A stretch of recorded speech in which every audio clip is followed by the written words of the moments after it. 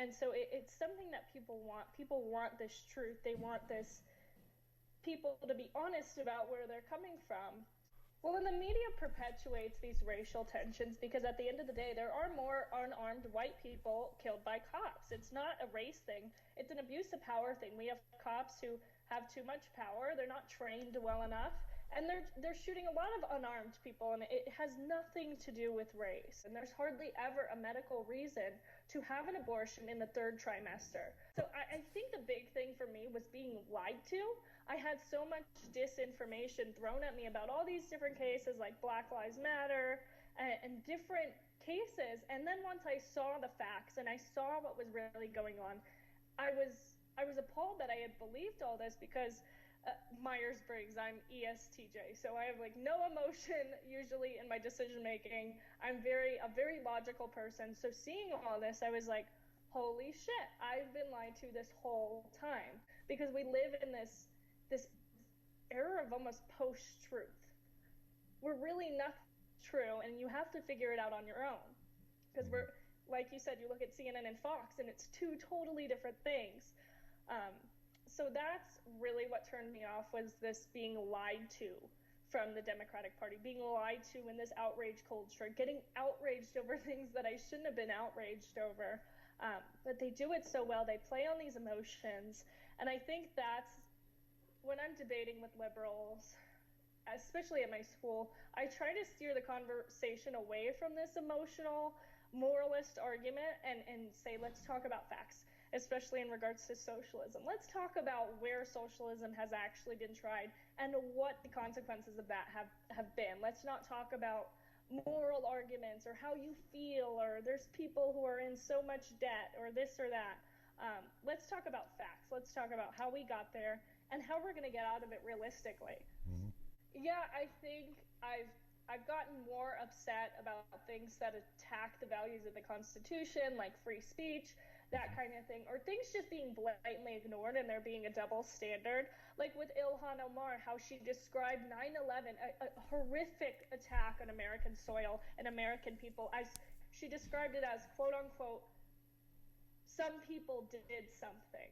As the left has been labeling it as an incitement to violence against Ilhan Omar. Because we disagree on an issue. And so now we're... No, because we're directly quoting her. Oh, yeah. That is exactly what she said. And people are being told that they are endangering the life of Ilhan Omar for directly quoting her. And there's an attack on free speech. There's an attack on American values. And, you know, she's been caught having anti-Semitic tweets, saying anti-Semitic things, giggling in an interview talking about Al-Qaeda. Who giggles when talking about Al-Qaeda? It's incredibly ignorant, because in the more egalitarian a society is, the more the differences between men and women grow. Because guess what? Women don't want to lay bricks. Women don't want to be in construction. Women don't generally want to be in STEM fields. They want to do things that are more nurturing, like education and nursing. That's why those are primarily female-dominated fields, education and nursing, because we are biologically different. We have this nature to nurture and take care of people, and it's incredibly disparaging to women who choose those fields to say, well, you're not good enough because you're not doing the same job as a man.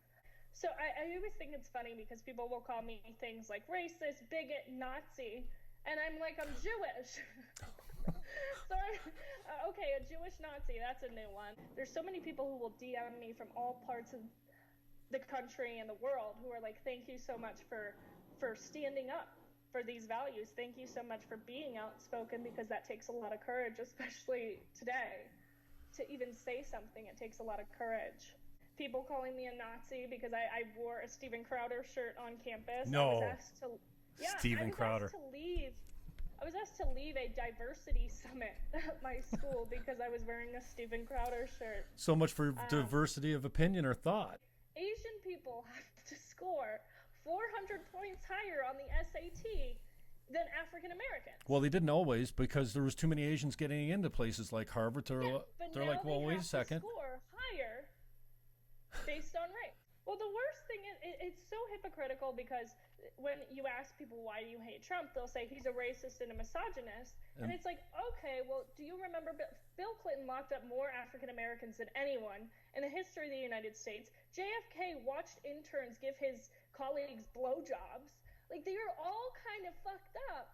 But for some reason, they want to stick on Trump for a tape from 11 years ago, and because he said MS-13 is a bunch of animals, which they'll take out of context and say he hates Mexicans, which he doesn't.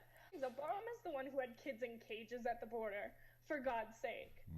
And it's just so hypocritical, because if you look at anyone, any president, most of them have done some messed up stuff. Absolutely. I think we don't have enough people speaking up. I hate to admit it, but I think socialism will be coming to America, and eventually we'll wise up and swing back. But I think, especially with the popularity of people like AOC and Bernie, and, you know, if Hillary hadn't rigged it against Bernie, I do believe he would have won. I think there needs to be a conversation where the right kind of mimics exactly what the left is saying, but from a conservative standpoint. There's ways to achieve affordable health care without government intervention. There's a way to achieve education without all this taxing. So unless we address these things, these burning needs on the other side, we are going to swing to the left. And it's sad, especially since so many conservative voices are being censored online, and we're looked at like a bunch of racist nut jobs. So I think we need to lean away from the less important issues that are constantly brought up and build a platform similar to theirs with our views. Take a little bit of their ground game, because their strategy is incredible. If you ever have time, you should read Blueprint, How the Democrats Won Colorado. Every Republican everywhere should care.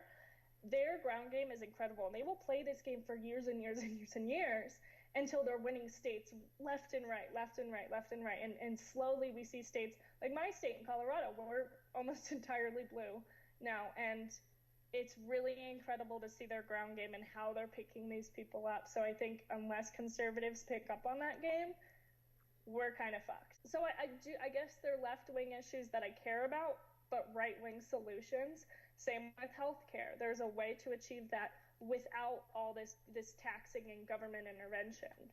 Okay, so if we can pick apart the issues, and then capital punishment, for or against? Against. Okay. So, and I like in no cases do you think it's ever no, unless we want to start killing pedophiles, I don't agree with capital punishment. Okay, now that would be the only. Did one. you ever support it? I did. Me too. So then, if we take abortion, is there any circumstance that you're obviously against? You're pro-life. Is there under any circumstance where you feel that abortion should be illegal, or you'd right down the middle? No, it should be illegal. I mean, how do we make it illegal now? The force is kind of out the bar. I think the only case it should be accepted. So I don't know how I feel. I feel like when you can take a pill, they have the abortion pill. That I'm iffy on that, but it doesn't seem that bad to me. They have things like Plan B and all these other things. So before a heartbeat, really, that's where I agree, because the abortion pill you can only take up to 10 weeks, and I think that's when a heartbeat's formed anyways. And then any other cases after that, I think, should only be medically necessary, where the life of the mother is endangered. Not psychological health or any of that bullshit they try to throw at you. Medically necessary, or the mother will die. So wouldn't the counter argument then be, we're going to force all these young women that want an abortion underground into conditions that wouldn't be appropriate? So should we legalize all drugs for the same reason, or prostitution? I think we should. I absolutely do not think we should. I think we should legalize drugs. It's the only way to make sure the supply is clean, and the people that need to get off it are taxed. So actually, legalizing drugs and prostitution both does not change the black market.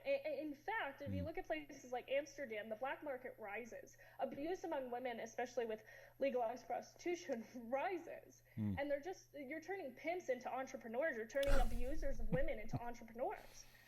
And that's what they're looked at. And if you look, I think it was Dennis Hoff. He ran a brothel in Las Vegas. He died and ended up winning an election for senator or Congress or something, even after he died.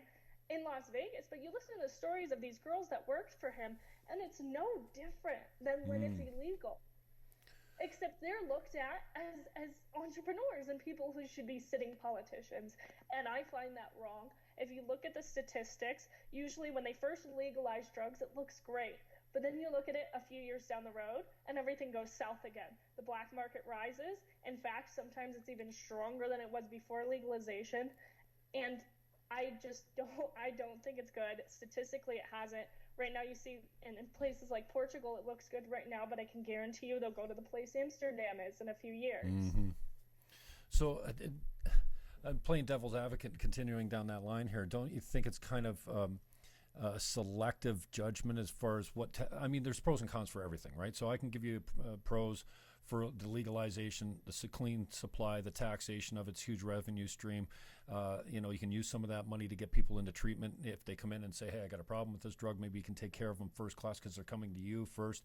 So how do you decide which of the arguments you attach the most weight to and then become a proponent of as far as selling that idea? So I don't think drug use should be criminalized the way it is. I mean, we have issues with overpopulation in prisons, but I think the selling of drugs absolutely should. And that's the distinction I make, because a lot of times people who use it, they do have a problem, and what do? We should put them through rehab or do things to help them. They shouldn't end up in a prison cell, because recidivism rate is 76% in United States prison. That is 76% of people who go into the U.S. prison system will reoffend. And that rises the lower your ages, and we're locking up 18-year-olds for joints and drugs that they really shouldn't be locked up for. Most of these people are self-medicating. Most drug use is recreational. It's not going to hurt people. So I don't think use should be illegal and criminalized the way it is. I think there should be a different solution to that, but I think the selling of drugs absolutely should be illegal and criminalized. Like the philosopher Kant said, just have the courage to have your own understanding. Come to your own understanding. Be courageous enough to speak that out, to tell people how you feel, to tell people why certain ideas are wrong or right. And getting involved in local politics is really way more important than people realize, because it all starts from there. And so I think it's really important to get involved in local politics, especially young people. Help your city build a good bench, right? And that means getting people who can run on tickets, who can get involved, who do have a chance of winning, who hold the same values as you, and who are going to do good things for your city. I'm speaking in San Francisco on May 4th, and we had to beef up security because Antifa's already saying they're going to be there, and we equate that to violence. Our lives are in danger because we're having a rally for free speech. People should have been protesting about Jussie Smollett to this day. They should still be protesting about that injustice. He was able to throw some money around and get off free. That's wrong. That is this rich leftist privilege that no one's talking about. And the crazy thing about Democrats is it's a bunch of rich people telling poor people that they're poor because of rich people, so they should vote for rich people. I kind of fall on the side of like, okay, so you live in a society that's good enough that you have to invent a hate crime to further this false narrative that the 360 million people in the United States of America, well, at least half of them are racist bigots. I'm having a hard time understanding the left anyway these days, but including these social media companies that are practicing censorship. How long do you think it's going to be that you continue to have a Twitter account? I don't want to jinx you. It depends on how risky I'm feeling, Right. Because I've been banned before. I was banned for saying gender dysphoria is a mental disorder, which it absolutely is. It's on the DSM-5. That's science, but apparently science is hateful content. And you have people who are being banned for tweeting #LearnTheCode. So I don't think there's any telling when someone's going to get banned, because I really didn't think, out of all the things I said, I mean, I talk about the obesity epidemic and how it's awful that they have all these obese people on magazine covers all the time, and I don't get banned for that. but I get banned for saying science. So there's really no telling how much longer I'll be around Jim. There's no telling. Thank you. May 4th in San Francisco at San Francisco City Hall May 3rd. I'm sorry, May 3rd, San Francisco City Hall at 12 p.m.